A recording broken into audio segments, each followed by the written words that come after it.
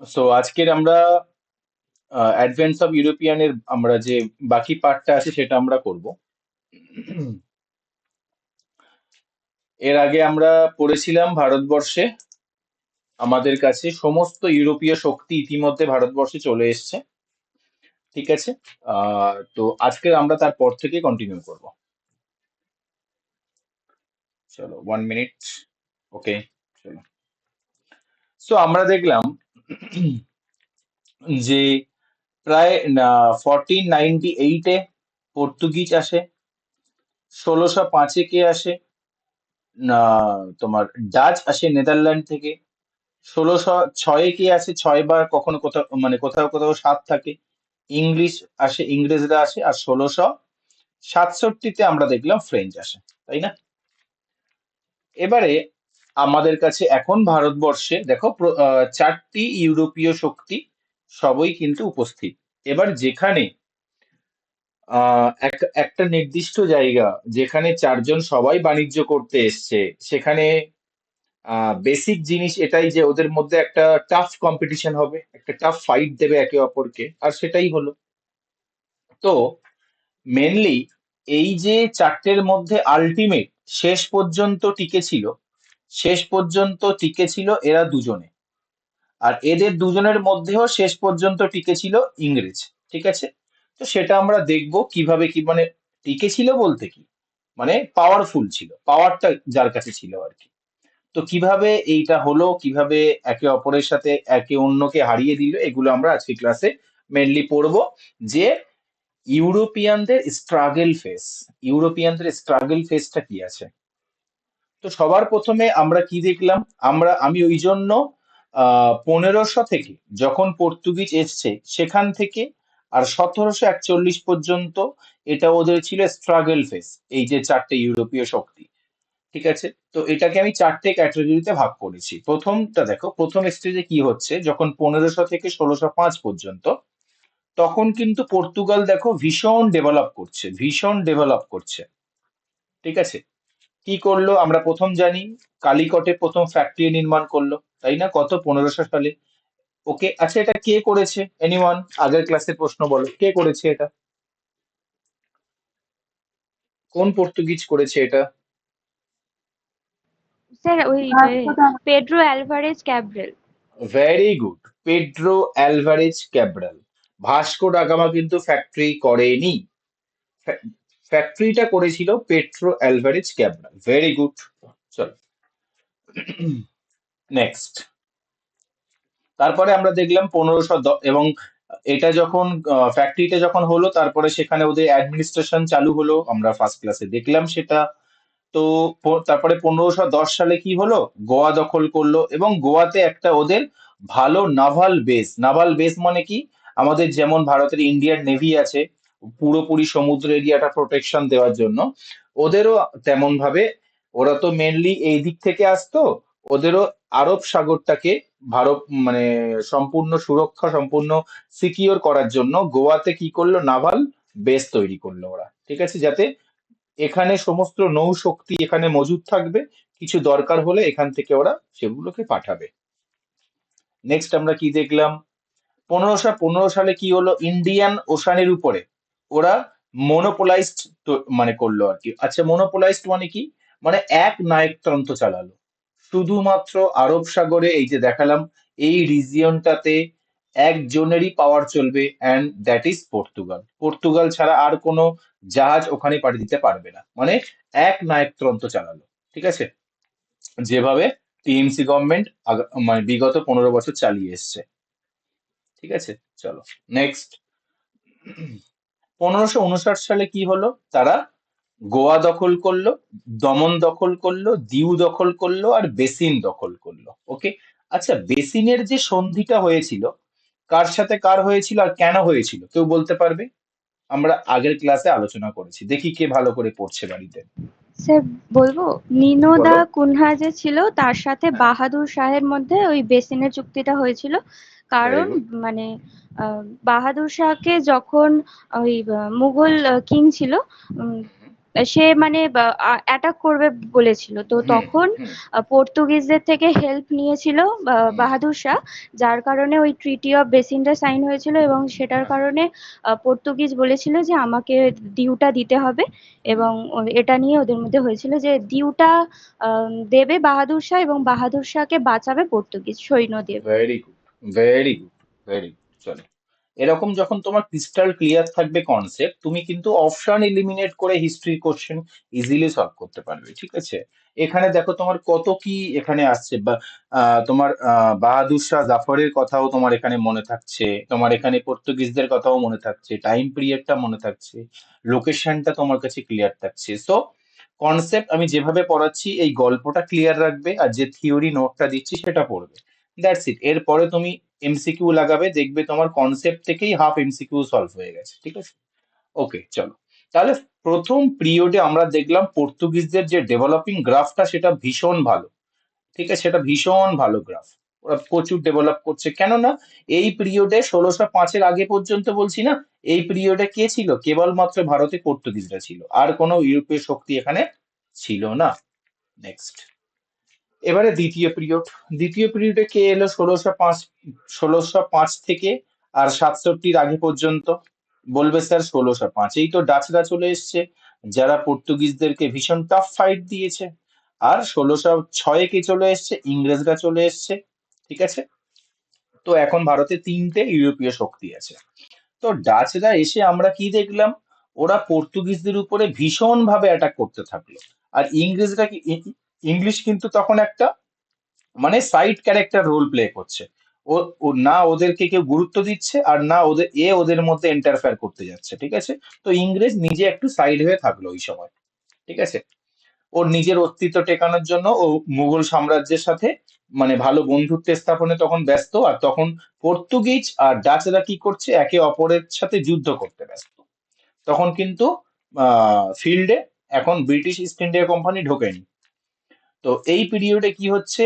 ডাচরা নানান ভাবে মালাবার উপকূলে, মেনলি মালাবার উপকূলে তো পর্তুগিজদের যাবতীয় মেন মেন সমস্ত ঘাঁটিগুলো ছিল। নানান ভাবে মালাবার উপকূলে সমস্ত পর্তুগিজ ফ্যাক্টরিকে ধ্বংস করে দিল। দিয়ে মালাবার উপকূলটা, মালাবার মানে কোনটা? মানে এই সাইডটা। ঠিক আছে, কেরালার সাইডটা, কেরালা কর্ণাটকের সাইডটা। তো এটা কি করলো? ডাচরা নিয়ে নিল। ঠিক আছে, যার ফলে আরব সাগরের উপরে ওদের কিন্তু একটা ভালো, ডাচদের একটা ভালো ক্যাম্প গঠন হলো, ভালো শক্তি, নৌ শক্তি স্থাপন করা হলো। ঠিক আছে, এবং 1663 আস্তে আস্তে প্রায় পর্তুগিজদের অবস্থা খুবই অসহায়, খুবই মিজারেবল হয়ে পড়েছিল তারা। মানে সমস্ত শক্তি, সমস্ত পাওয়ার ডাচরা নিয়ে নিয়েছিল, ওদেরকে পরাজিত করতে করতে করতে করতে ভীষণ খারাপ অবস্থা করে দিয়েছিল। কেবলমাত্র পর্তুগিজদের হাতে তখন কোন কোন ক্ষমতা বেঁচে ছিল? গোয়া, দমন, দিউ আর বেসিন, এই চারটে জায়গা কেবল ওদের বেঁচে ছিল। বাকি সকল জায়গা ডাচরা নিয়ে নিয়েছিল। তাহলে ফার্স্ট ফেজে হিরোকে পর্তুগিজ, সেকেন্ড ফেজে হিরোকে ডাচ। ওকে, মনে থাকবে। নেক্সট চল, 1605 থেকে 1667। এবার 1667-তে এন্ট্রি কার হবে? আচ্ছা, এই সময় আর একটা জিনিসও বলে দিই। যখন সেকেন্ড ফেজে ডাচরা পর্তুগিজদের অবস্থা প্রায় মিজারেবল করে দিয়েছিল, অসহায় করে দিয়েছিল, খুবই খারাপ করে দিয়েছিল ওদের পরিস্থিতি, ওই সময় ইংলিশরা ওদের ব্যাপারে ইন্টারফেয়ার করেনি। ওরা কি করছিল? ওরা কেবল অয়েলিং এর কাজ করছিল। অয়েলিং এর কাজ মানে কি? আশা করি সবাই জানো। মানে ইমপ্রেস করার চেষ্টা করছিল। ঠিক আছে, কাদেরকে? তখনকার যে মুঘল বাদশা ছিল তাকে। ইংরেজরা তখন তাকে ইমপ্রেস করার চেষ্টা করছিল। মানে কেন? ইংরেজদের তো পায়ের তলায় মাটি তখন ভারতের শক্ত করতে হবে, ওটা তো সবে সবে ভারতে এসছে। সো কি করলো? প্রথম ফ্যাক্টরি করলো সুরাটে। ঠিক আছে, তারপরে মুসলিপাটনামে, তারপরে আগ্রাতে, বারুচে, আমেদাবাদে এবং বালাসোরে একে একে একে একে ওরা ফ্যাক্টরি তৈরি করতে লাগলো। আর এই পিরিয়ডের মধ্যে ওরা মাদ্রাজ প্রেসিডেন্সিও কিন্তু মানে তৈরি করে নিয়েছিল, যেটা আমরা গত ক্লাসে পড়লাম। এবার আমাকে বলো, মাদ্রাজ প্রেসিডেন্সিতে যে ওদের বড় স্থাপত্যটা তৈরি করেছিল ওটা কি? ওটার নাম সেন্ট কি? জর্জ। Saint George. এটা কিন্তু ভালো করে মনে রাখো, আজকের এই সেন্ট জর্জের স্টোরিতে কিন্তু দারুণ ইম্পর্টেন্ট ফ্যাক্ট আছে। ঠিক আছে? এই সেন্ট জর্জটা আজকের স্টোরির খুব ভালো ক্যারেক্টার প্লে করবে, ঠিক আছে? So remind it very well. Next দেখো, নেক্সট আমরা এবার যাব থার্ড ফেজে। তো সেকেন্ড ফেজে কি হলো? সেকেন্ড ফেজে এদিকে ডাচেরা পর্তুগালদেরকে খুবই মানে শোচনীয় অবস্থায় মধ্যে ফেলে দিল, অ্যাটাক করতে করতে। পর্তুগিজদের কাছে কেবল গোয়া, দমন, দিউ বেসিন পড়ে আছে। আর এই ফাঁকে এক এক করে ইংরেজরা নিজেদের ফ্যাক্টরি বাড়াতে থাকলো বিভিন্ন জায়গায়, এবং মাদ্রাজ প্রেসিডেন্সিও কিন্তু তৈরি করে নিল। ওকে, মানে সেন্ট জর্জ তারা তৈরি করে নিল। নেক্সট, ওকে, এবারে এই ফেজে আর একটা কি হলো? এই ফেজে যখন পর্তুগিজদের খুবই মিজারেবল কন্ডিশন হয়ে গেল, তখন ডাচ আর ইংরেজ, এবার ডাচরা কাদের টার্গেট করলো? এবার ডাচরা ইংরেজদেরকে টার্গেট করলো, ঠিক আছে? তো টার্গেট করলো, ইংরেজ ডাচদেরকে কিছু ক্ষতি করলো, ডাচ ইংরেজদেরকে কিছু ক্ষতি করলো, এভাবে করতে করতে মানে যদি বলি মেন মেন কি আছে, মেনলি এটা শুরু হয় 1623 সালে। ডাচরা ইন্দোনেশিয়াতে, মানে অ্যাকচুয়ালি আমরা কি জানি, ডাচরা কোথায় পাওয়ারফুল বেশি ছিল? ম্যালিয়া আর্কিপেলাগোতে, মানে আর্কিপেলাগোতে। কোথায় সেটা? ইন্দোনেশিয়া, মালয়েশিয়া, এখানে না? এই যদি ইন্ডিয়া হয়, ওরা এই জায়গাটাতে মেনলি ওরা ওদের ঘাঁটি আর কি বেশি পাওয়ারফুল ভাবে বানিয়েছিল। তো ডাচরা ওই ইন্দোনেশিয়াতে ইংরেজদের 10 জন ইংরেজকে ওরা হত্যা করে দেয় ইন্দোনেশিয়াতে, ইন্দোনেশিয়ার আম্বুয়ানা বলে একটা জায়গাতে। তো এখান থেকে ওদের শত্রুতা শুরু হয়, এনমিটি স্টার্ট হয়। তারপরে 1623 থেকে 1667 পর্যন্ত ব্যাপক ওদের মধ্যে ওয়ারফেয়ার চলতে থাকে। এ ওকে মারছে তো ও একে মারছে। তারপরে 1667-তে ওদের মধ্যে ওরা দুজনে একটা মিউচুয়াল আন্ডারস্ট্যান্ডিং এ আসে। কি আন্ডারস্ট্যান্ডিং এ আসে? যে মালায়া আর্কিপেলাগোতে ইংরেজরা ইন্টারফেয়ার করবে না, আর ইন্ডিয়াতে ডাচরা ইন্টারফেয়ার করবে না। তাহলে মালায়া আর্কিপেলাগোতে কে থাকবে? ডাচরা থাকবে। আর ইন্ডিয়াতে কে থাকবে? ইস্ট ইন্ডিয়া কোম্পানি থাকবে। ঠিক আছে, কেউ কারোর ব্যাপারে আর ইন্টারফেয়ার করবে না। ওকে, তো এই পর্যন্ত কি বোঝা গেছে প্রত্যেকের? এই স্টেজ পর্যন্ত বোঝা গেলে একটা থামস আপ দাও, আর কোনো প্রশ্ন থাকলে আমাকে প্রশ্ন করো যে স্যার এই জায়গাটা বুঝতে পারিনি। ওকে, চলো।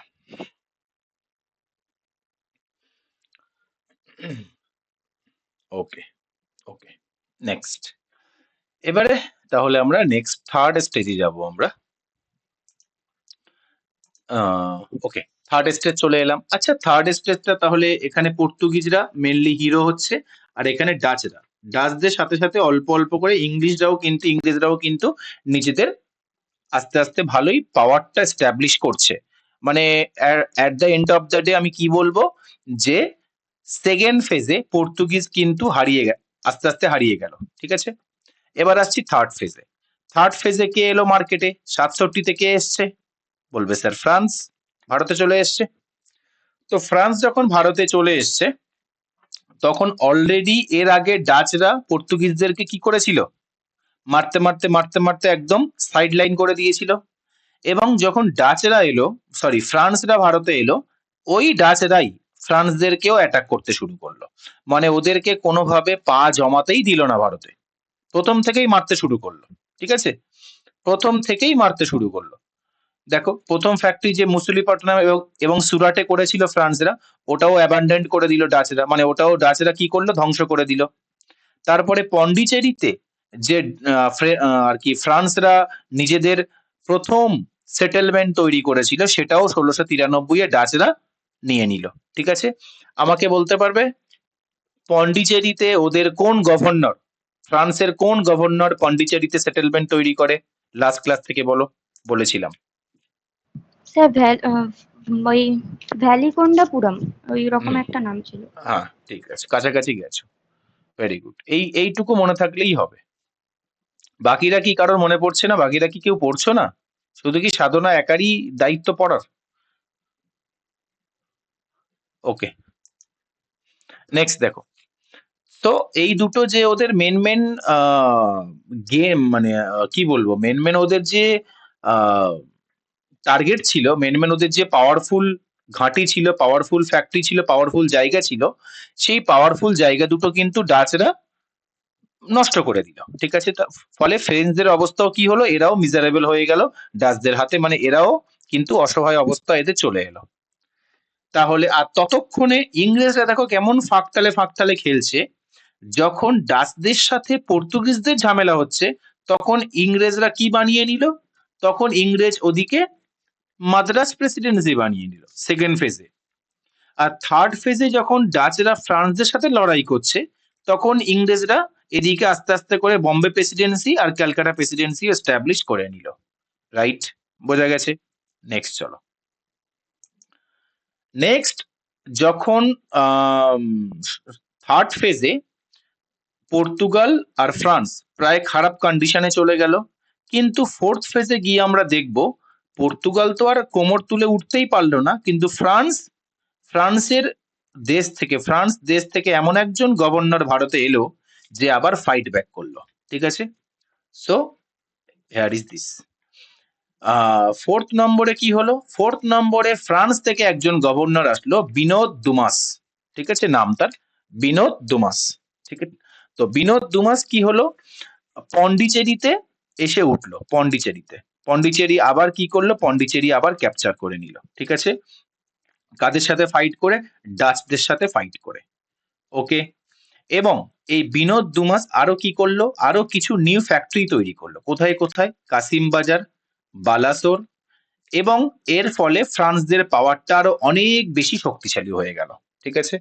ফ্রান্সরা যে একেবারে ভারতে এসেই টাফ কম্পিটিশন পেয়েছিল, এবং যার ফলে ওরা ভারতের মাটিতে ভারতের ওদের মানে বেশ শক্তভাবে পা জমাতে পারেনি। বিনোদ দুমাস এসে কিন্তু আবার ফাইট ব্যাক দিল, এবং কিছুটা ওরা গ্রো করলো, ওদের পাওয়ার কিছুটা আরো বাড়লো। ওকে। এবং এই বিনোদ দুমাসের আরো একটা জিনিস খুবই খুবই কি বলবো, খুবই ইউনিক ছিল, যেটা এতদিনে অন্য কেউ পারেনি। কি? তোমরা সবাই জানো, আমরা আমরা যে এই 1713 থেকে 1741-এর কথা বলছি, এই সময় ভারতে প্রচুর বিভিন্ন জায়গায় বিভিন্ন রকম রাজারা শাসন করত, তাই না?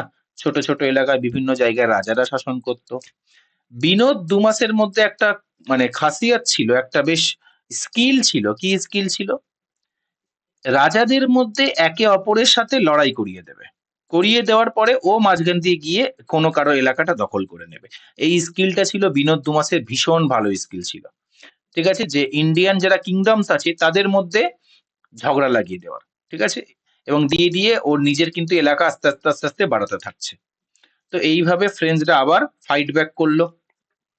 তাহলে 1741-এর পর্যন্ত গিয়ে আমাদের কাছে এখন রেজাল্ট কি? বলবে স্যার পর্তুগিজদের অনেক আগেই ওদের কোমর ভেঙে গেছে, ফ্রান্সদের মাঝে কোমর ভেঙে গিয়েছিল, বিনোদ দুমাস এসে আবার কোমর সোজা করে দাঁড়াতে পারলো। আর অলরেডি ইংরেজ আর ডাচদের মধ্যে কি সন্ধি হয়ে গেল, যে ডাচরা ইন্ডিয়াতে আসবে না, এরা কেবল মালায়া আর্কিপেলাগোতে থাকবে। মানে ডাচ ইন্ডিয়াতে আউট অফ দ্য কম্পিটিশনে চলে গেল, ইন্ডিয়াতে আর ডাচ কম্পিটিশনেই নেই। তাহলে ইন্ডিয়াতে এখন কে আছে? এখন ইন্ডিয়াতে মেনলি আছে ইংরেজ, আর হালকা ফুলকা ভাবে কিন্তু ফ্রেঞ্চ ওদিক থেকে উঠছে। ঠিক আছে? তাহলে ইন্ডিয়াতে এখন কোন দুজন মেনলি টিকে আছে? স্যার, এক নম্বর হলো ফ্রেঞ্চ, আর 2 নম্বর হলো ইস্ট ইন্ডিয়া কোম্পানি। তুলনামূলকভাবে আমি বলবো ইস্ট ইন্ডিয়া কোম্পানি এখন একটু বেশি পাওয়ারফুল, আর ফ্রেঞ্চ একটু কম পাওয়ারফুল। ওকে, এই পর্যন্ত বোঝা গেছে প্রত্যেকের? হিস্ট্রি ক্লিয়ার হচ্ছে আস্তে আস্তে? ওকে। হিস্ট্রি পড়তে হিস্ট্রির মতো হবে। হিস্ট্রি যদি তুমি অন্যান্য সাবজেক্টের মতো পড়তে থাকো, তাহলে হিস্ট্রি না তোমার ভালো লাগবে, আর না হিস্ট্রি তুমি বেশি মার্কস আনতে পারবে, না হিস্ট্রি তোমার মনেও থাকবে। ওকে, চলো নেক্সট। এবার যখন 1741 হলো, 1741, তাহলে এটা হয়ে গেল ডান ডান ডান। ওকে, এটাও আমার ফোর্থ স্টেজও কমপ্লিট হয়ে গেল। এবারে আফটার 1741, আফটার 1741, তাহলে 1741-এর আগে আগে কি হয়ে গেল? এরা তো মার্কেট থেকে বেরিয়ে গেল, এরাও বেরিয়ে গেল, দুজন টিকে আছে, ফ্রেঞ্চ আর ব্রিটিশ ইস্ট ইন্ডিয়া কোম্পানি। এবার এদের দুজনের মধ্যে অনেকটা সময় ধরে 3টে যুদ্ধ হয়েছিল। এই 3টে যুদ্ধ হওয়ার পরে আলটিমেট শেষ যুদ্ধর পরে ফ্রেঞ্চরা মার্কেট থেকে সরে গিয়েছিল, আর হিরো হয়ে কে দাঁড়িয়ে গিয়েছিল? British east India company. সেটা আমরা দেখব। ঠিক আছে? আমি রেজাল্ট যদিও আগে বলে দিলাম, স্টোরিতে মজা লাগবে না, তাও অসুবিধা নেই, সবাই তো কম বেশি জানো যে স্যার ইংরেজরাই তো শেষমেশ জিতবে, এ তো জানা ছবি, ঠিক আছে, ওই জন্য বলে দিলাম। তাহলে 1741-এর পরে ইন্ডিয়াতে নিজেদের পাওয়ার টিকিয়ে রাখার জন্য ফ্রান্স আর ব্রিটিশদের মধ্যে তিনটে বড় যুদ্ধ হয়, এবং সেই তিনটে যুদ্ধই একই স্থানে হয়েছিল বিভিন্ন সময়ে সময়ে। তো ওই জন্য ওই যুদ্ধের নাম দেওয়া হয়েছিল first Carnatic war, second Carnatic war, third Carnatic war. প্রথম কর্ণাটকের যুদ্ধ, সেকেন্ড কর্ণাটকের যুদ্ধ, আর থার্ড কর্ণাটকের যুদ্ধ, রাইট? চলো সেটা আমরা আমরা আজকের কেবল ফার্স্ট কর্ণাটকের যুদ্ধটা পড়বো এবং সেকেন্ড কর্ণাটকের যুদ্ধের ব্যাকগ্রাউন্ডটা পড়বো। আমি চাইলে এই তিনটে তোমাকে 5 মিনিটের মধ্যে কভার করিয়ে দিতে পারি, কিন্তু সেটা আমার ইন্টেনশন নয়। আমার ইন্টেনশন হলো তোমাকে হিস্ট্রিটা মাগাপ করানো নয়, তোমার হিস্ট্রিটা তোমার কনসেপচুয়ালি শেখানো। ওই জন্য মানে একটু ইন ডেপথে গিয়ে আমি তোমাদের বোঝাবো, তাই একটু ভেঙে ভেঙে নিলাম জিনিসটা। তো আমরা প্রথম কর্ণাটিক যুদ্ধের যাওয়ার আগে আর একটা জিনিস দেখে নেব। যখন 1741-এর প্রায় শেষের দিকে, তখন আমাদের একজন রাজা ছিল ভারতের, মার্থান্ডা ভার্মা, ঠিক আছে? মার্থান্ডা ভার্মা কোথাকার রাজা ছিল? ইনি ছিল কেরালার রাজা। তো যে টুকিটাকি ডাচ ইস্ট ইন্ডিয়া কোম্পানি ভারতে টিকেছিল, সেই ডাচ ইস্ট ইন্ডিয়া কোম্পানির পিছনে পড়ে গিয়েছিল কে হাত ধুয়ে? মার্থান্ডা ভার্মা, রাজা অফ ত্রাভানকোর, ঠিক আছে? কেননা ডাচ ইস্ট ইন্ডিয়া কোম্পানি এমন এমন কাজ করছিল যেটা এই রাজার রাজ্যে এফেক্ট করছিল। ওই জন্য প্রায় 1741 সালে মার্থান্ডা ভার্মা এমন ভাবে ডাচদের উপরে অ্যাটাক করলো, বারবার বারবার অ্যাটাক করলো, যে ওরা শেষমেশ যে অল্প স্বল্প টিকে ছিল ভারতে, সেও কিন্তু চলে গেল কোথায়? ইন্ডিয়া ছেড়ে পালিয়ে গেল। ওকে, এবং আর কখনো ইন্ডিয়াতে আসতে পারেনি। আর এই যুদ্ধটাকে বলা হয় ব্যাটেল অফ কোলাচেল, কোলাচেলের যুদ্ধ। শুধু এইটুকু ইম্পর্টেন্ট, কোলাচেলের যুদ্ধ কবে হয়েছিল? 1741। অতটা ইম্পর্টেন্ট নয়, যদিও পরীক্ষায় আসে না, তাও বলে দিলাম। যদি আসে এটা আসবে। আর কাদের এগেনস্টে? মার্থান্ডা ভার্মা ভার্সেস ডাচ। ওকে, চলো এবারে আমরা ফার্স্ট কর্ণাটক ওয়ার আমরা শুরু করার আগে, ফার্স্ট কর্ণাটক ওয়ার কাদের মধ্যে? অবভিয়াস, যত কর্ণাটকের যুদ্ধ হয়েছে সব ফ্রান্স আর ইস্ট ইন্ডিয়া কোম্পানির মধ্যে। যাই হোক, আমি এইভাবে লিখি, ফ্রান্স আর ব্রিটিশদের মধ্যে যতবার কর্ণাটকের যুদ্ধ হয়েছে। তো এটা আমরা পড়ছি কত ফার্স্ট কর্ণাটক ওয়ার, ঠিক আছে? তো তার আগে আমরা লোকেশনটা দেখে নিই। ও আচ্ছা, তার আগে এটাও একটু বলে দিই যে আমি যে ওই যে বললাম না ডাচরা পুরো চলে গেল, তো আলটিমেট ডাচরা আমাদের ভারত থেকে কোথায় চলে গেল? মালায়া আর্কিপেলাগোতে চলে গেল, এবং আর কখনো ভারতে ওরা আসেনি, ঠিক আছে? আর মালায়া আর্কিপেলাগো মানে কোথায়? ইন্দোনেশিয়া এবং মালয়েশিয়াতে, ঠিক আছে? এবার চলো, আর অন্যদিকে কি হলো? অন্যদিকে আমরা জানি যে পর্তুগিজদের পর্তুগিজদের মেয়ের সাথে ব্রিটিশ ইস্ট ইন্ডিয়া কোম্পানির একজন রাজার বিয়ে হয়েছিল, ওই জন্য বম্বে যৌতুক হিসেবে পেয়ে গিয়েছিল। এবং তাহলে পর্তুগিজরা এখন কাদের আন্ডারে চলে গেল, মানে কাদের সাথে বন্ধুত্বের সম্পর্ক করে নিল? ইংরেজদের সাথে। তো পর্তুগাল আর ইংরেজ এখন একে অপরের সাথে কিন্তু ফ্রেন্ডস হয়ে থাকলো, ফ্রেন্ডস, ঠিক আছে? তাহলে এরা আর এনমিটি নয়, আর এরা অলরেডি মার্কেট থেকে আউট, ডাচরা, ঠিক আছে? তাহলে মার্কেটে এখন টিকে আছে কে? এরা দুজন। আর এদের দুজনের মধ্যে এবার যত যুদ্ধ, সেটা হচ্ছে ইংল্যান্ড আর ফ্রান্স, ঠিক আছে? চলো, তো ফার্স্ট কর্ণাটিক ওয়ার শুরু করার আগে আমি তোমাদেরকে একটা জিনিস বলবো। এদিকে দেখো, এখানে হচ্ছে মাদ্রাজ। এই যে রেড গুলো দেখছো না, রেড গুলো মনে করবে ইংলিশ ঘাঁটি, আর যেগুলো ব্লু আছে সেগুলো মনে করবে ফ্রান্সের ঘাঁটি। ওকে, মানে ফ্রেঞ্চদের ঘাঁটি। তো এই যে এরিয়াটা তুমি দেখছো, এই যে লম্বা করে যে এরিয়াটা আছে, এই এরিয়াটার নাম তখনকার দিনে বলা হতো কর্ণাটক এরিয়া, ঠিক আছে? কর্ণাটক এরিয়া। এই এরিয়ার মধ্যে দেখো, এই যে এরিয়ার মধ্যে মোট 4টে বড় বড় ফ্যাক্টরি ছিল। প্রথমটা কার? রেড মানে মাদ্রাজটা কার আছে? এখন মাদ্রাজটা ইংরেজদের আছে। পন্ডিচেরি কার আছে? ফ্রান্সদের আছে। আবার কুডালোর কার আছে? এটাও ইংরেজদের আছে, আর কারিকালটা ফ্রেঞ্চদের আছে। ফলে একই এরিয়ার মধ্যে চারজন, ওরা দুজন পরপর পরপর করে দুটো দুটো করে বেশ পাওয়ারফুল ফ্যাক্টরি বানিয়ে রেখেছে। ঠিক আছে, ওকে। আর এই জায়গাটা আছে কার আন্ডারে? আনোয়ার উদ্দিন। এই আনোয়ার উদ্দিন এলো কিভাবে স্যার?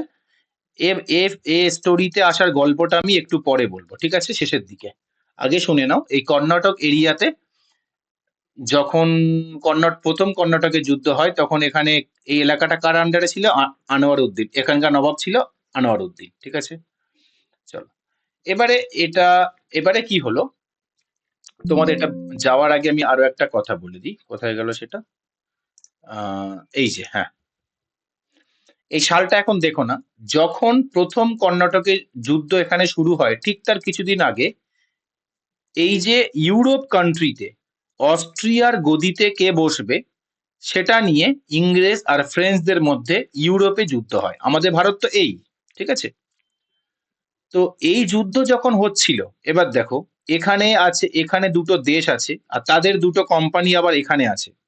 এবার যখন নিজেদের মধ্যে ইউরোপ মহাদেশে নিজেরা যুদ্ধ করছে, ইংল্যান্ড আর ফ্রান্স, তো ওই যুদ্ধের প্রভাব তো ভারতেও পড়বে, তাই না?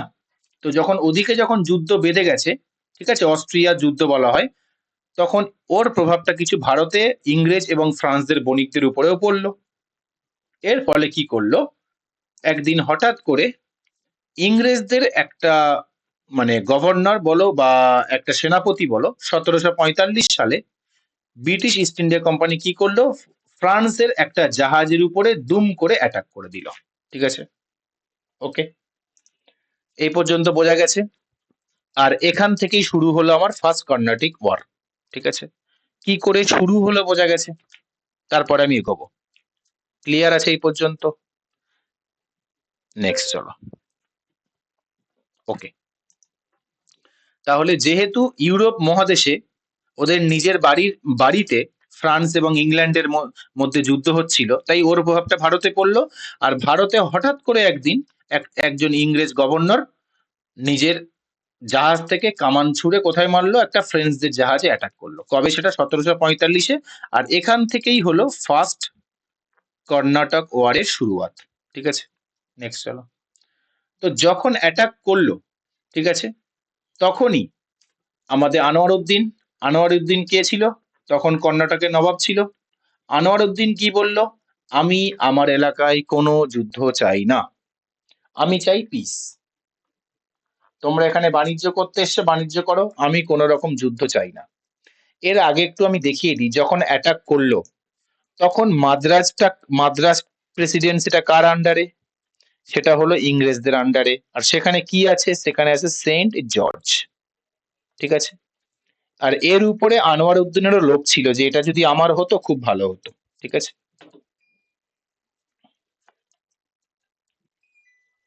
ওকে, চলো। তো তখন যখন কর্ণাটকের প্রথম যুদ্ধ হচ্ছিল, যখন এই যে অ্যাটাকটা করলো, তখন ফ্রান্সের একজন গভর্নর ছিল ভারতে। তখন ভারতে যে ফ্রান্সের গভর্নর ছিল তার নাম হলো ডুপ্লে। ঠিক আছে, তখন তার নাম কি? ডুপ্লে। এটা হলো ফ্রেঞ্চ ইস্ট ইন্ডিয়া কোম্পানির গভর্নর। ঠিক আছে, তো ইনি আনোয়ারউদ্দিনকে কি বলল? আমাদেরকে আটকাবেন না, ওরা আমাদের উপর অ্যাটাক করলো, তো আমাদেরকেও ফাইট করতে দিন। আমি ফাইটে জিতে গেলে আপনাকে মাদ্রাজ দেব। ঠিক আছে, মাদ্রাজ আপনাকে গিফট করে দেব। ইংরেজদের মতো আমরা ছোট লোক নই, আমরা ওটাকে নিজেদের কাছে রাখবো না। আমরা শুধু প্রতিশোধ নেব আমাদের জাহাজের উপরে আক্রমণ করার জন্য, কিন্তু মাদ্রাজ যখন ক্যাপচার হয়ে যাবে আমাদের, ওটা আমি আপনাকে ফেরত দিয়ে দেবো। আনোয়ারউদ্দিন বলল, বেশ ভালো কথা। তো আনোয়ারউদ্দিন কি বলল? আনোয়ারউদ্দিন পারমিট দিয়ে দিল যে ঠিক আছে, ওকে, আপনি ইংরেজদের উপরে অ্যাটাক করতে পারেন। ঠিক আছে, তো ফাইনালি যেটা মাদ্রাজে ইংল্যান্ডের মেন ঘাঁটি ছিল সেন্ট জর্জ, ডুপ্লে কি করলো? 1746 সালে সেপ্টেম্বর মাসে ফ্রেঞ্চ ইস্ট ইন্ডিয়া কোম্পানি ওই মাদ্রাজটাকে ক্যাপচার করে নিল। ঠিক আছে, এবং ওখানে যে ব্রিটিশরা লুকিয়ে ছিল তাদেরকে জেলের মধ্যে বন্দি করে দিল, প্রিজনের মধ্যে বন্দি করে দিল। এবং উপরে কোন ফ্ল্যাগ টাঙিয়ে দিল? উপরে ফ্রেঞ্চদের ফ্ল্যাগ টাঙিয়ে দিল। ওকে, এবার এবার মার্কেটে কে আসবে? এবার মার্কেটে আনোয়ার উদ্দিন আসবে। আনোয়ার উদ্দিন কি বলবে? যে ওকে, আপনি জিতে গেছেন, তাহলে এবার এই সেন্ট জর্জ আমাকে দিয়ে দিন। তখন ডুপ্লে বলল, নো, আমি আমার মন চেঞ্জ করে নিয়েছি, আমি দেব না। ওকে। এবং কি করলো, এই যে মরিশাস থেকে ওর এখানে যে ফ্রেঞ্চদের গভর্নর ছিল, সে তাকে ডুপ্লে কি করলো, ডুপ্লে তাকে ডেকে নিল যে এখানে চলে এসো, এখানে এই যে স্থানীয় রাজা আছে আনোয়ার উদ্দিন, একেও হারাতে হবে। ঠিক আছে। তো সেই মরিশাস থেকে সেই ফ্রেঞ্চদের সেই গভর্নর সেও চলে এলো। আসার পরে যেহেতু আনোয়ার উদ্দিনের সাথে ডুপ্লে বিশ্বাসঘাতকতা করলো, তাই আনোয়ার উদ্দিন আদিয়ার নদীর তীরে ফ্রান্সদের বিরুদ্ধে যুদ্ধ ঘোষণা করলো। ঠিক আছে। ব্যাটেল অফ আদিয়ার, বা এটার অপর নাম হলো ব্যাটেল অফ সেন্থম। সেন্থম হলো সেই জায়গা যেটা এখন কেরালার একটা ছোট্ট গ্রাম হিসাবে পরিচিত। ওই সেন্থম এলাকা আদিয়ার নদীর তীরে এখানে যুদ্ধ হলো। কার সাথে কার? ফ্রেঞ্চদের সাথে, ফ্রেঞ্চদের সাথে আনোয়ার উদ্দিনের।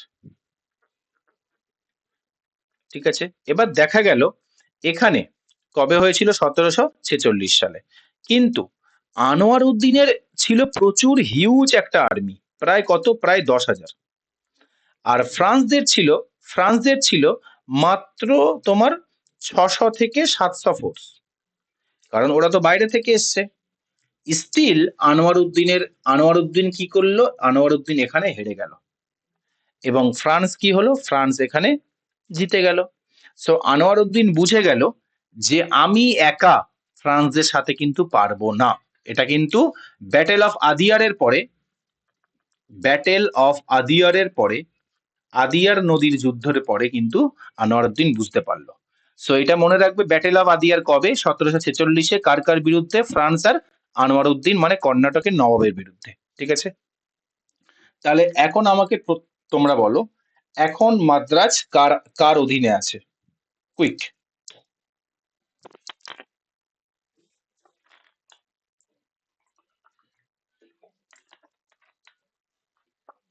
এনিওয়ান? এখন তাহলে মাদ্রাজ কার অধীনে আছে?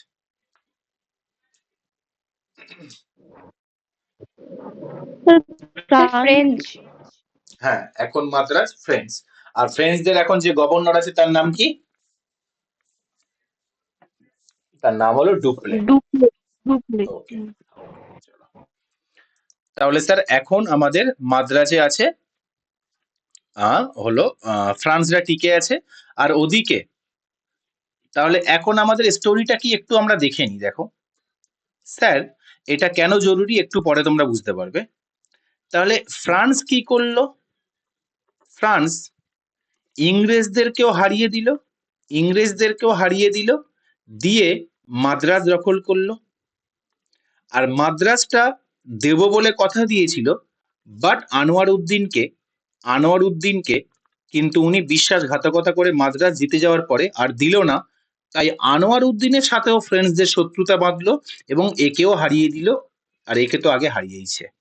তাহলে এখন ফ্রান্সদের কজন শত্রু হয়ে গেছে? দুজন শত্রু।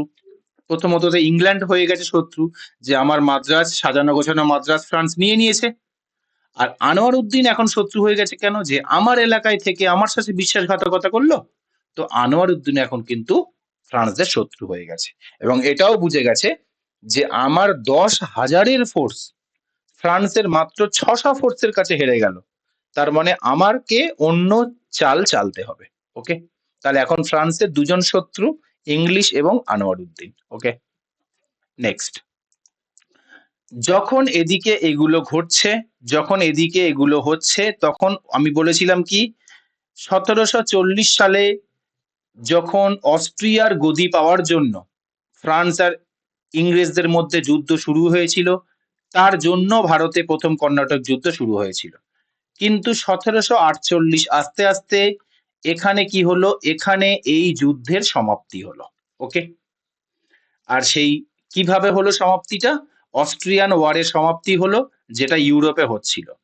আর সমাপ্তিটা হলো একটা চুক্তির দ্বারা, এক্স লা চ্যাপলে বলে একটা চুক্তি হলো। সেই চুক্তিতে ইংল্যান্ড এবং ফ্রান্স একে অপরের সাথে হাত মেলালো এবং ওরা নিজেদের মধ্যে কম্প্রোমাইজ করে নিল। এর ফলে ফ্রান্স যে মাদ্রাজ দখল করে নিয়েছিল সেই মাদ্রাজকে আবার ফেরত দিল কাকে? ইংল্যান্ডকে। আর ইংল্যান্ড ইউরোপে যে লুইস বার্গ দখল করে নিয়েছিল সেটা ফেরত দিল কাকে? ফ্রান্সকে। ঠিক আছে, লুইস বার্গটা ফ্রান্সের আন্ডারে ছিল, এটা ইউরোপ মহাদেশে, ইংরেজরা ওটা ফ্রান্সদেরকে ফেরত দিল। আর ফ্রান্স যে ইন্ডিয়াতে মাদ্রাজ দখল করে নিয়েছিল সেটা আবার ইংরেজদেরকে ফেরত দিল। তো এইভাবে প্রথম কর্ণাটক যুদ্ধের সমাপ্তি হলো। এবং এখন তাহলে আবার সেন্ট জর্জ কাদের চলে গেল? আবার সেন্ট জর্জ চলে গেল ইংরেজদের কাছে। ক্লিয়ার? তাহলে আমরা একবার সাম আপ করে নিই। প্রথমে ইউরোপে কি হলো? অস্ট্রিয়ান ওয়ার চালু হলো। অস্ট্রিয়ান ওয়ার চালু হওয়ার পরে তার প্রভাবটা পড়লো কোথায়? ইন্ডিয়াতে, কর্ণাটক এলাকাতে। এর ফলে ইন্ডিয়াতে প্রথম কর্ণাটকের যুদ্ধ শুরু হলো। কি করে? না, ব্রিটিশ অ্যাটাক করলো একটা ফ্রেঞ্চের জাহাজকে। তারপরে কি হলো? তারপরে হলো ফ্রেঞ্চ প্রতিশোধ নেওয়ার জন্য মাদ্রাজ ক্যাপচার করে নিল। আর এই মাদ্রাজটা যেহেতু আনোয়ার উদ্দিনকে দেওয়ার কথা ছিল কিন্তু দেয়নি, সেই বিশ্বাসঘাতকতার জন্য যুদ্ধ হলো কি? Battle of Santhome, French versus Anwaruddin. এখানে ফ্রেঞ্চ জিতে গেল। এবং দেখা গেল যখন এক্সলা চ্যাপলের দ্বারা ইউরোপে অস্ট্রিয়ান ওয়ারের সমাপ্তি হলো, সেটার জন্য ভারতে কি প্রভাব পড়লো? ভারতে কর্ণাটক প্রথম কর্ণাটক ওয়ারেরও সমাপ্তি ঘটলো। ফার্স্ট কর্ণাটক যুদ্ধেরও কি হলো? সমাপ্তি ঘটলো। এবং মাদ্রাজ যে ক্যাপচার করে নিয়েছিল সেন্ট জর্জ, সেটা আবার ব্রিটিশদেরকে ফেরত দিল। ওকে, তাহলে প্রথম কর্ণাটকের যুদ্ধ কি বোঝা গেছে? সেটা কবে হলো? 1748-এ শেষ হলো। ওকে, প্রথম কর্ণাটকের যুদ্ধ বোঝা গেছে। Any doubt? ওকে, ভালো লাগছে ক্লাস? অন্তত গল্প আকারে মানে আগে যেগুলো তোমার কাছে খুবই কমপ্লিকেটেড মনে হতো, আগে যেগুলো তোমার কাছে মনে হতো কি মানে তোমাদের মধ্যে এরকম কে কে আছো? এটা কিন্তু আমার সাথেও হতো, আমি তোমাদের মানে ফ্র্যাঙ্কলি জিজ্ঞাসা করছি যে এই যে প্রথম কর্ণাটকের যুদ্ধ, second Karnataka, third Karnataka, fourth Karnataka, এগুলো কি করে এত সাল, এত মানে একে অপর যে কে কার অপোনেন্ট কি করে মনে রাখবো, কে কোথায় জিতলো, প্রথম ইঙ্গ মহীশূর, দ্বিতীয় ইঙ্গ মহীশূর, প্রথম অ্যাংলো শিখ, দ্বিতীয় অ্যাংলো শিখ, এগুলো তোমাদের ঝামেলা মনে হতো না? তো প্রত্যেক ক্লাসের দ্বারা এগুলো কিন্তু তোমাদের ক্লিয়ার হয়ে যাবে। কার কার মনে হতো এটা খুব ঝামেলা? স্যার আমার। আচ্ছা, আর কে আছো যে এটা খুবই হেডেক লাগতো?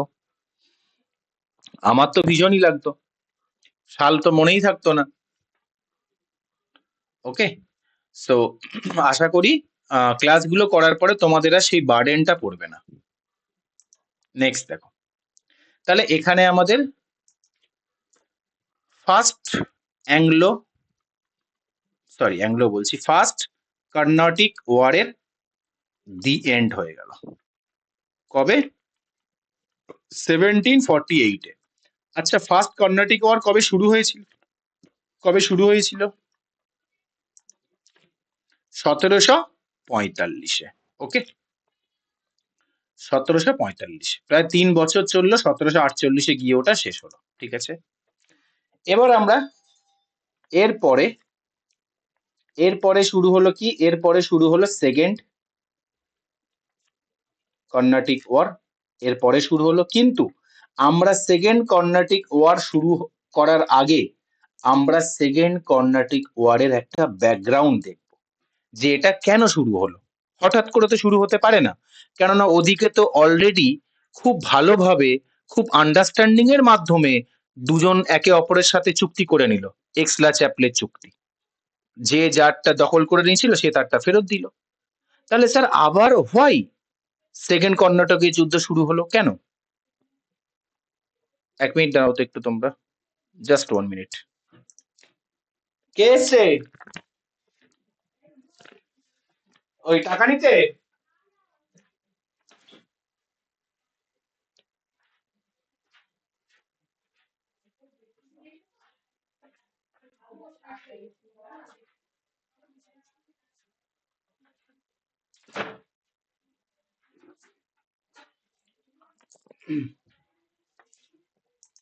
তো এবারে আমাদের সেকেন্ড কর্ণাটকের যুদ্ধ শুরু হওয়ার আগে তাহলে এটা কেন শুরু হলো, এর ব্যাকগ্রাউন্ডটা কি? সেটা আমরা দেখবো। ওকে, তো দেখো, যখন সেকেন্ড কর্নাটক শুরু হওয়ার আগে আমরা দেখব ওই সময়, আচ্ছা সবাই শুনতে পাচ্ছে তো? আমি যদি মাঝে একবার মিউট করলাম, শুনতে পাচ্ছ সবাই আমার কথা? ওকে, ওকে। তো যখন সেকেন্ড কর্ণাটকের যুদ্ধ শুরু হওয়ার ঠিক আগে, তখন ভারতের অবস্থা কেমন ছিল? ভারতে তখন এত বিশাল জায়গা জুড়ে শাসন করছে কে? শাসন করছে মুঘল। ঠিক আছে, এত বিশাল জায়গা জুড়ে তখন ভারতে শাসন করছে মুঘল। ঠিক আছে, কার শাসন?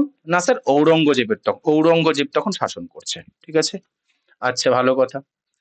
যখন এবার তুমি ভাবো, এত বিশাল এরিয়া জুড়ে যখন ইংরেজ মানে মুঘল শাসন করছে, নিশ্চয়ই একজন মানুষ দিল্লিতে বসে এতটা জায়গা শাসন করা পসিবল নয়। ওই জন্য মুঘলরা যখন নিজেদের সাম্রাজ্য এত বিশাল বেড়ে গেল, তখন একটা স্মুথ অ্যাডমিনিস্ট্রেশনের জন্য ওরা একটা সিস্টেম চালু করলো, যে আমরা প্রত্যেকটা জায়গা ছোট ছোট ছোট ছোট খণ্ডে ভাগ করব। ভাগ করার পরে ওখানে আমরা এক একটি জমিদারের দায়িত্ব দেব, যে ভাই তুমি এটা দেখবে এক্স, তুমি এটা দেখবে তুমি এটা দেখবে, এইভাবে। এক মিনিট একটু হোল্ড করো তো।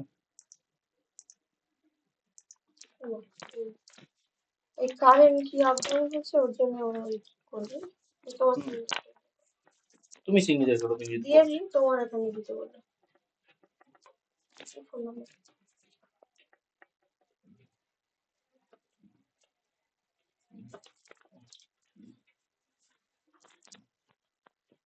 বন্ধ করে দাও টেনে। ঠিক আছে, আমি দিচ্ছি যাও, আমি দিচ্ছি যাও।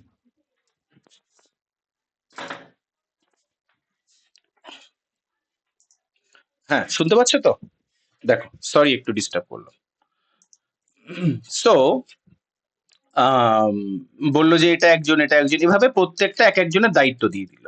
তো সেটা আমরা যখন সিস্টেমেটিক্যালি যদি পড়ি, এইভাবে পড়বো, প্রত্যেকটা এলাকাকে ওরা এক একটা ওই মানে এলাকা বলতে আমি ওটাকে প্রভিন্স বা রাজ্য বলো, প্রত্যেকটা রাজ্যকে ওরা বিভিন্ন সুবা বলে জমিদারের আন্ডারে দিয়ে দিল।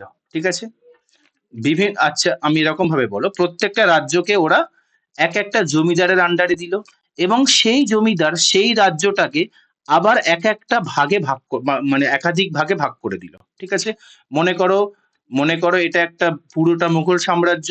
তো এখানে এই পুরোটা একটা মানুষের দায়িত্ব দিল। সে কি করলো? সেই মানুষটা আবার এই এলাকাটাকে ছোট ছোট ছোট ছোট করে আরো বেশ কয়েকটা মানুষের দায়িত্ব দিল। ঠিক আছে, তো মুঘলরা যাদেরকে দায়িত্ব দিল তাদেরকে মানে যেহেতু ওরা জমিদার বা কিছু একটা নামকরণ করত, সেই জমিদারটা যখন সেই এলাকাটা আরো ছোট ছোট খণ্ডে ভাগ করত, তো তাদেরকে নামকরণ করত যে সুবা। ঠিক আছে, এরকম একটা এরকম একটা আর এই যে ছোট ছোট ছোট ছোট মানে রাজ্যগুলো আছে না, এগুলোকে বলা হয় সাকসেসর স্টেট। সাকসেসর স্টেট মানে কি? মুঘলদের থেকে পাওয়া স্টেট।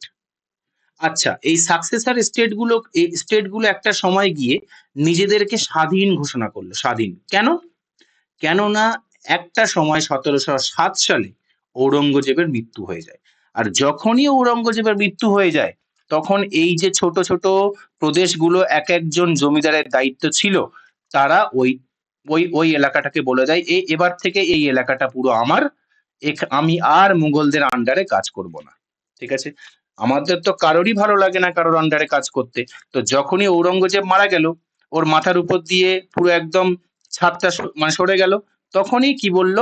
তখনই হায়দ্রাবাদ সবার প্রথমে বলল, তাহলে আমি আজকের থেকে হায়দ্রাবাদের যে নবাব, সে বলল আমি আজকের থেকে এখানকার নবাব। ঠিক আছে, ও কি করলো? ও বলল এই এলাকাটা পুরো আমার, আমি আর মুঘলদের আন্ডারে নেই। তেমন ভাবে এটাও স্বাধীন হলো, এটাও স্বাধীন হলো, এক একটা সবাই স্বাধীন হয়ে গেল। ঠিক আছে, আর হায়দ্রাবাদের প্রথম নবাব নিজেকে কি কি ঘোষণা করলো? যে আমি হলাম এখানকার স্বাধীন নিজাম, আর সে হলো আসফ জাহ ফার্স্ট। তাহলে প্রথম সাকসেসর স্টেট কে আছে? আসফ জাহ, সরি হায়দ্রাবাদ। হায়দ্রাবাদের প্রথম নিজামকে, নিজাম বা নবাব যা খুশি বলো না কেন, সেটা হলো আসফ জাহ ফার্স্ট। কবে হলো? 1724 সালে। দেখো, ঔরঙ্গজেব মারা যাওয়ার ঠিক কিছু বছর পরে। ওকে, আর এরকম ভাবে হায়দ্রাবাদের মধ্যে ছোট্ট একটা জায়গা ছিল কর্ণাটক, ঠিক আছে, সেটা নিশ্চয়ই কোনো একটা সুবার আন্ডারে থাকবে, তাই না? ওকে, চলো এই পর্যন্ত বোঝা গেছে। তাহলে হায়দ্রাবাদে এখানে নিজামকে, হায়দ্রাবাদের নিজাম হলো আসিফ জাহ ফার্স্ট, আর এর মধ্যে থাকা ছোট্ট একটা এলাকা কর্ণাটক, সেই কর্ণাটকের এখন সুবাকে, সেই কর্ণাটকের সুবা হলো সাদাতুল্লাহ খান ফার্স্ট। ওকে, বোঝা গেছে, গল্পটা বোঝা গেছে। ওকে, চলো নেক্সট। এবারে যখন কোথায় গেল, হ্যাঁ, এবারে যখন সাদাতুল্লাহ খান যখন 1724 থেকে 1732 পর্যন্ত সুবা মানে কর্ণাটকের সুবা থাকার ফলে মারা গেল, তখন এই সাদাতুল্লাহ খাঁর একটা ছেলে ছিল, সেই ছেলেটা খুবই ছোট, তার নাম ছিল দোস্ত আলী, ঠিক আছে, খুবই ছোট। এই ছোট্ট ছেলেটাকেই তখন তখন কি করা হলো, এই ছোট্ট ছেলেটাকেই তখন করা হলো নবাব, ঠিক আছে, কিন্তু ইনি তো খুব ছোট, ওই জন্য গুলাম আলীকে বলা হলো যে দোস্ত আলী যতক্ষণ না বড় হয়ে যাচ্ছে তুমি এখানকার সুবা থাকবে, মানে কর্ণাটকের সুবা থাকবে, ঠিক আছে। এই কর্ণাটকটা কার, এই কর্ণাটক বলে ছোট্ট এলাকাটা কার আন্ডারে পড়ছে, এটা কিন্তু হায়দ্রাবাদের আন্ডারে পড়ছে, আর মেন ওখানকার নিজামকে, সেটা হলো আসফ জাহ ফার্স্ট, ঠিক আছে। আসফ জাহ ফার্স্ট কি বললো, ঠিক আছে সাদাতুল্লাহ যখন মারা গেছে তখন দোস্ত আলী অফিসিয়ালি খাতা কলমে ওখানকার সুবাকে দোস্ত আলী, কিন্তু যতক্ষণ না দোস্ত আলী বড় হচ্ছে ওটা সামলাবে কে, গুলাম আলী, ঠিক আছে। চলো, তাহলে যখন দোস্ত আলী বড় হয়ে গেল, দোস্ত আলী শাসন করলো কবে থেকে কবে, 1732 থেকে 1740 পর্যন্ত, ঠিক আছে। দোস্ত আলীর এবার দুটো ছেলে ছিল, দুটো ছেলে মানে না, ও অ্যাকচুয়ালি ছেলে ছিল একটা, সাফদার আলী খান, আর দোস্ত আলীর একটা জামাই ছিল, সেটা হলো চান্দা সাহেব। ওকে, এটুকু বোঝা গেছে। তাহলে তোমরা আমাকে বলো, যখন দোস্ত আলী মারা যাবে তখন বেশি হকদার কে, সুবা পাওয়ার বেশি হকদার কে, চান্দা সাহেব নাকি সাফদার আলী? সর্দার আলী খান। সাফদার আলী খান, কেননা ও দোস্ত আলীর ছেলে। এবারে এখানে একটা গন্ডগোল হয়ে গেল, কি গন্ডগোল হলো, প্রথমত তো চান্দা সাহেবকে কি করলো, চান্দা সাহেবকে মারাঠারা ক্যাপচার করে নিল যুদ্ধে, তখন ও ও মারাঠাদের সাথে একটা যুদ্ধ করছিল, সেটা আমরা পরে দেখবো যদিও। সেই যুদ্ধে মারাঠারা চান্দা সাহেবকে অ্যাটাক করলো, এবং চান্দা সাহেবকে সেই মানে কোন মারাঠা, রাঘুজি ভোঁসলে বলে একজন মারাঠার রাজা 1741 সালে চান্দা সাহেবকে হত্যা করে, সরি, চান্দা সাহেবের রাজ্যটা দখল করে ওকে কারাগারে বন্দি করে দিল, ঠিক আছে। তাহলে চান্দা সাহেবের এখানে কেস ফিনিশ হয়ে গেছে, তাহলে মার্কেটে টিকে আছে কে, সাফদার আলী খান। কিন্তু সাফদার আলী খানেরও কোনো এক শত্রু ওকে 1742-এই মানে মেরে দিল, ঠিক আছে। তাহলে 1740-এ দোস্ত আলী খান সাফদার আলী খানকে কি করলো, মানে সুবা সামলাতে দিল, কিন্তু সাফদার আলী খান মাত্র 2 বছর সুবা সামলাতে পারলো, তারপরে মারা গেল। এবার যখন মারা গেল তখন এর পরে চান্দা সাহেব বেঁচে থাকলে, চান্দা সাহেব দাবিদার ছিল, কিন্তু ওকে তো মারাঠারা অ্যারেস্ট করে নিয়ে চলে গেছে।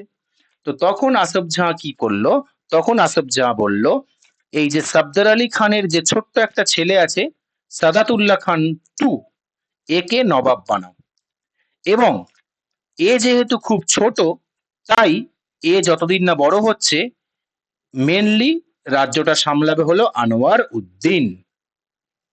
এবার কি বোঝা গেছে আনোয়ার উদ্দিন কোথা থেকে এলো, বোঝা গেছে যে মার্কেটে আনোয়ার উদ্দিন স্টোরিতে কিভাবে এলো, কর্ণাটকে এইভাবেই এলো। ওকে, তাহলে আনোয়ার উদ্দিন কিন্তু এখন মানে এদের ব্লাড রিলেশনের মধ্যে নেই, যেহেতু সাফদার আলী খানের ছেলে সাদাতুল্লাহ খান খুব ছোট্ট, তাই ও খাতা কলমে রাজা, কিন্তু আনোয়ার উদ্দিন ওখানে যতদিন না পর্যন্ত সাদাতুল্লাহ খান বড় হচ্ছে ওই রাজ্যটা উনি সামলাচ্ছেন। ওকে, গদিতে বসে আছে সাদাতুল্লাহ খান, কিন্তু অ্যাকচুয়ালি সামলাচ্ছে কে, আনোয়ার উদ্দিন, ঠিক আছে। চলো, এবারে আনোয়ার উদ্দিন যখন রাজ্যটা সামলাচ্ছে তখন নিশ্চয়ই একটা রাজ্যের তো অনেকগুলো শত্রু থাকবে, ঠিক আছে। ওই কর্ণাটক রাজ্যের রাজধানী ছিল আরগুট, আরগুটে সাদাতুল্লাহ খান টু ও যখন খুব একটা বড় হতে পারেনি তখন ওকে শত্রুরা কি করলো, মেরে দিল। ওকে, ফলে এলাকাটা এখন কার হয়ে গেল, এলাকাটা পুরো হয়ে গেল আনোয়ার উদ্দিনের। এখন অফিসিয়ালি রাজাও কে? রাজাও হলো আনোয়ার উদ্দিন। কেননা কেননা দোস্ত আলীর আর কোনো বংশধর এখন বেঁচে নেই। কিন্তু আমাকে বলতে পারবে একজন কিন্তু হয়তো স্টোরিতে নেই কিন্তু বেঁচে আছে, সেটাকে? স্যার চান্দা সাহেব। চান্দা সাহেব। এবার তুমি বলো, তোমার কোনো রিলেটিভ বেঁচে আছে আর তোমার তোমার বাড়িতে অন্য বহিরাগত একজন এসে বাস করছে, তাহলে যখন সেই তোমার রিলেটিভটা জেল থেকে বেরোবে, সে থাকার জন্য তোমার বাড়িটাকে টার্গেট করবে আর তাকে তোমার বাড়ি থেকে হটাতে চাইবে। আর এখানেও সেই কেসই হলো। যখন আনোয়ার উদ্দিন ওখানে সায়াতুল্লাহ খান মারা যাওয়ার পরে বিন্দাস কর্ণাটকের সুবা হয়ে মানে কর্ণাটকের দায়িত্ব সামলাচ্ছেন, ওদিকে তখন আনোয়ার উদ্দিন জেল থেকে ছাড়া পেয়ে গেছে, গট রিলিজড। ঠিক আছে? আর যখন জেল থেকে ছাড়া পেয়ে গেল তখন ওর মাথায় পড়লো বজ্রপাত। হ্যাঁ, আমার রাজ্যে আমার কোনো ব্লাড রিলেশন নেই, কোথাকার কে আনোয়ার উদ্দিন সে সামলাচ্ছে। ফলে এখন চান্দা সাহেবের কাছে টার্গেট কি? এনিওয়ান? টার্গেট কি? কর্ণাটকের সুবা হওয়া, তাই তো? কর্ণাটকের সুবা হওয়া। কারণ ও অ্যাকচুয়ালি কি ভাবছে, ওটার হকদার অ্যাকচুয়ালি আমি। ঠিক আছে? তাহলে এখন আমাকে কে বলতে পারবে চান্দা সাহেবের শত্রুকে? এনিওয়ান? চান্দা সাহেবের শত্রুকে? আনোয়ার উদ্দিন। আনোয়ার উদ্দিন। হুম। ওকে, চলো নেক্সট। এবারে দেখো, এবারে তোমরা আমাকে বলো, ডুপ্লে, এবার আগের স্টোরিতে ফিরে চলো কিছু বছর আগে। ডুপ্লে বাধ্য হয়ে নিজের দখল করা জিনিস এক্স ল্যাচাপের চুক্তির দ্বারা বাধ্য হয়ে কাদের ফেরত দিয়েছিল? মাদ্রাজটা ইংরেজদেরকে ফেরত দিয়েছিল। তাহলে ওর তো মনে মনে একটা রাগ আছে ওই মাদ্রাজটা আবার কেড়ে নেওয়ার। আর এই মাদ্রাজটা কোথায়? বলবে স্যার এটাই তো কর্ণাটক রিজিয়নের, যেখানে এখন আনোয়ার উদ্দিন আছে। আর এটা পাওয়ার জন্য ওদিক থেকে চান্দা সাহেব মনে মনে ছক করছে। তো ডুপ্লে এখন কার সাথে হাত মেলাবে বলো? এনিওয়ান, তোমরা বলো। স্যার চান্দা সাহেবের সাথে। Very good. ডুপ্লে এখন হাত মেলাতে চাইবে চান্দা সাহেবের সাথে, কেননা চান্দা সাহেবও মনে মনে যেটা চাইছে, ডুপ্লেও সেটাই চাইছে, কর্ণাটক এরিয়া। তো ডুপ্লে কি বললো, ভাই চান্দা সাহেব আমি তোমার সাথে হাত মেলাবো, কেননা তুমি যেটা চাইছো সেখানে আমারও একটা স্বপ্ন জড়িয়ে আছে, আমারও একটা প্রপার্টি, নিজের অর্জন করা প্রপার্টি ফেরত দিতে হয়েছে, সেটা আমি আবার ব্যাক চাই। চান্দা সাহেব বলল ঠিক আছে, তাহলে আমার কর্ণাটক জিতিয়ে দাও, আমি তোমাকে সেন্ট জর্জ দিয়ে দেবো মাদ্রাজ থেকে। বলল ওকে, ঠিক আছে। তাহলে এখন একদিকে কে আছে? একদিকে আনোয়ার উদ্দিন আছে আর অন্যদিকে অপোনেন্ট দুজন হয়ে গেছে। ঠিক আছে, বোঝা গেছে? তাহলে একদিকে যেমন আনোয়ার উদ্দিন আছে আর আনোয়ার উদ্দিনের অপোনেন্ট কজন হয়ে গেছে? দুজন। একটা হলো চান্দা সাহেব আর 2 নম্বর হলো ডুপ্লে, ফ্রেঞ্চের ডুপ্লে। ওকে, নেক্সট চলো। এবার তো আমরা তো মানে কর্ণাটক এরিয়াতে পড়ছি, যেটা আনোয়ার উদ্দিন আছে, ওখানে আর কেউ নেই। কিন্তু এদিকে হায়দ্রাবাদে 1748 সালে মানে যখন প্রথম কর্ণাটকের যুদ্ধ শেষ হলো, তখন আসফ ঝা নিউমোনিয়া রোগে মারা গেল। ঠিক আছে, আসফ জাহ ফার্স্ট। এবার আসফ জাহ ফার্স্টের আবার দুজন ছেলে, সরি একজন ছেলে। এটা হলো ওর সন নাসির জাং, আর এটা হলো ওর জামাই, সন ইন ল। কিন্তু আসফ জাহ ফার্স্ট নিজের ছেলেকে দায়িত্ব না দিয়ে ওর সন ইন ল মুজাফফর জংকে দায়িত্ব দিল ওর সিংহাসন সামলাতে। মানে অসুস্থ থাকার সময় ও যখন দেখছে যে আমি তো মারাই যাব, মুজাফফর জংকে দায়িত্ব দিল। কেন? কি কারণ স্যার? নিজের ছেলেকে না দিয়ে নিজের জামাইকে দিল কেন? কেননা এই নাসির জাং এতটাই বদমাস, এ 1740 সালে ওর নিজের বাবাকে মেরে সিংহাসন পাওয়ার জন্য চেষ্টা করেছিল, 1740 সালে। কিন্তু আসফ জাহ ফার্স্ট ধরতে পেরেছিল, পেরে ওকে বেশ মানে উধুম কেলানি দিয়েছিল। ঠিক আছে, ছেলে বলে আর মারেনি, কিন্তু বেশ শাস্তি দিয়েছিল। ওই জন্য ওই রাগে নিজের সিংহাসন মারা যাওয়ার সময় নিজের জামাইকে দিয়ে গেল, কিন্তু নিজের ছেলেকে দিল না। তাহলে এবার আমাকে বলো, হায়দ্রাবাদের এখন কে আছে? মুজাফফর জং। ঠিক আছে, কিন্তু মুজাফফর জংয়ের শত্রু মনে মনে কে? নাসির জং। নাসির জং কি চাইবে? অ্যাকচুয়ালি হায়দ্রাবাদ তো আমার পাওয়ার অধিকার, কিন্তু বাবা দিয়ে গেছে মুজাফফর জংকে। তাহলে এখন এরা দুজনও মনে মনে কি হয়ে গেল, শত্রু হয়ে গেল। ক্লিয়ার? চলো ওকে, এবার দেখো তাহলে ফাইনালি দুটো টিম হলো। দুটো টিম কেন হলো দেখো। প্রথমত এইটা তোমার কাছে ক্লিয়ার যে এরা দুজন কি করে হাত মেলালো, আর এখানে এটা ক্লিয়ার। ওকে, এবার আমাকে বলতে পারবে এখানে ইংরেজটা কেন এলো? ইংরেজটা কেন এলো? কেন না মাদ্রাজ কার?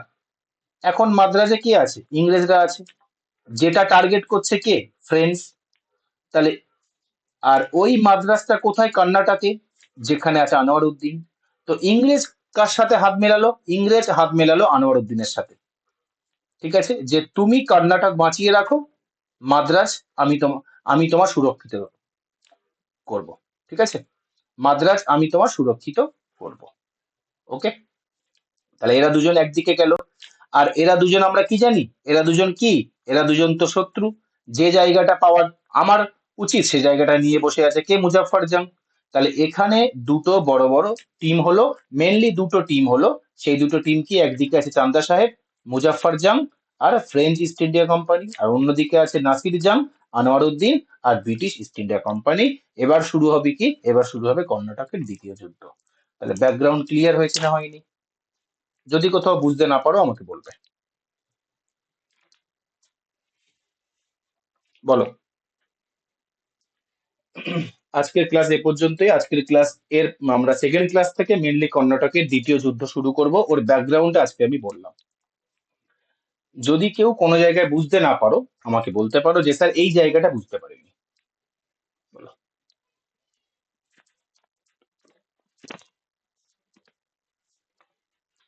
ওকে, সো এখানেই তাহলে আজকে ক্লাস শেষ করছি। আশা করি ক্লাস সবাই বুঝতে পেরেছে। নেক্সট ক্লাসে আমরা আগামীকাল যে আমাদের নেক্সট ক্লাস হবে সেখানে আমরা কর্ণাটকের সেকেন্ড ওয়ার থেকে আমরা পড়বো। সেকেন্ড ওয়ার অ্যান্ড থার্ড ওয়ারটা কালকে আমরা দেখবো। ঠিক আছে, so good night and thank you for your participation.